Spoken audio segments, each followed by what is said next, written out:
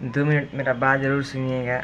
पता ना मेरे चैनल को क्या हो गया है, कोई भी वीडियो मेरा के में जा ही नहीं रहा है। शॉर्ट वीडियो सब जो भी डाल रहे हैं 300 400 500 में ही जाके रुक जा रहा है, और पहले ज़्यादा था।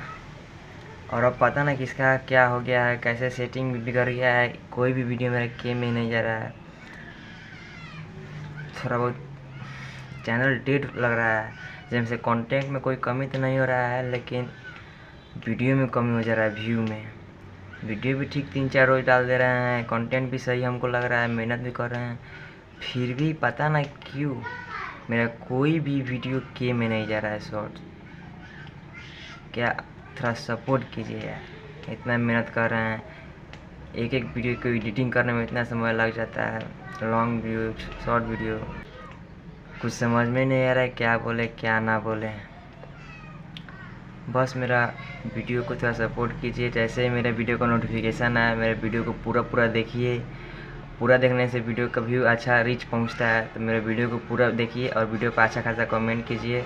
अच्छा सा कमेंट कीजिए एक प्यारा सा, और वीडियो को पूरा देखिए। उसके बाद देखिए मेरा वीडियो अच्छा खासा जाएगा या नहीं जा रहा। आप लोग सपोर्ट कीजिए, मैं अपनी तरफ से पूरी मेहनत करूँगा।